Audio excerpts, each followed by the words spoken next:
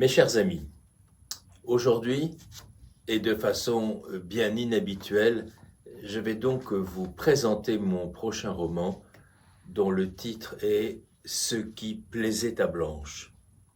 J'espère que je parviendrai à vous en résumer l'intrigue et à vous en restituer le climat dont je m'empresse de vous dire qu'il sera beaucoup plus léger que celui qui nous oppresse tous aujourd'hui. Dans ce roman, vous serez donc en présence d'un narrateur qui tient à préserver un mystérieux anonymat.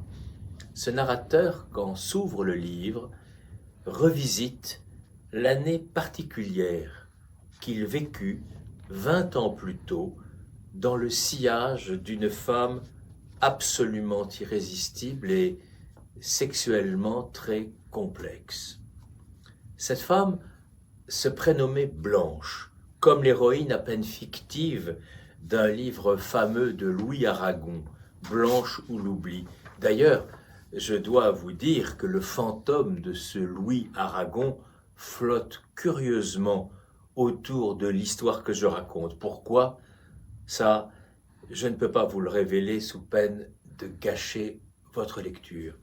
Blanche, donc, celle de mon roman, est une femme audacieuse, lettrée, capricieuse, égoïste, débauchée. C'est une femme libre et elle ne se prive jamais de dévorer ses partenaires, hommes ou femmes, avec une ardeur dont l'immoralité se veut à la fois réjouissante et inquiétante.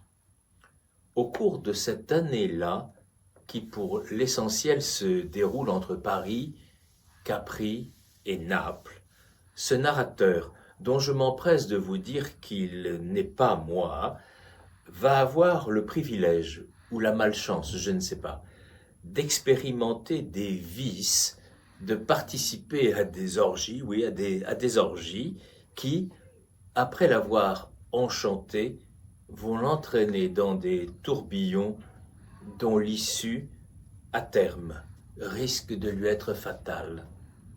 Autour de lui, vous croiserez plusieurs complices. Il y a là un certain Cornelius Cunard, qui est un playboy à l'ancienne, dont le patronyme, bien sûr, fait écho à celui de cette Nancy Cunard, qui avait été l'extravagante maîtresse du jeune Aragon. Il y a là Zita, une servante créole qui possède l'art très spécial de converser avec les perroquets. Il y a là un certain Fulvio, marin taciturne. Fulvio détient d'encombrants secrets. Il y a là surtout une escorte de luxe, Angie, qui est, on le découvrira, aussi vénale qu'innocente. Et il y a là, pour finir, un individu assez louche, un monsieur Émile, un propriétaire roumain d'un night-club de la rue de Ponthieu, pour lequel il n'est pas de désir qui ne puisse être satisfait à condition que l'on sache y mettre le bon prix. Pourquoi ce narrateur tient-il tellement à rester anonyme? Comment sa confession nous est-elle parvenue? Pourquoi la mort dans cette histoire se confond-elle si bien avec la pleine lune et les crépuscules de la côte amalfitaine? Ce sont là des questions auxquelles vous me permettrez, pour l'instant, de ne pas répondre.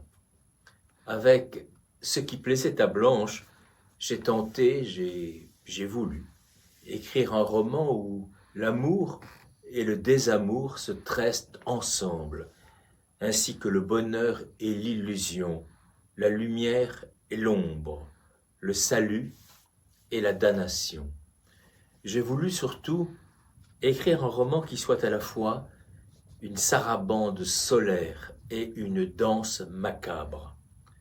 Voilà ce que je pouvais vous en dire, et maintenant je vous le confie, Il est entre vos mains et je connais assez la plupart d'entre vous depuis de longues années pour ne pas savoir qu'il est en de bonnes mains.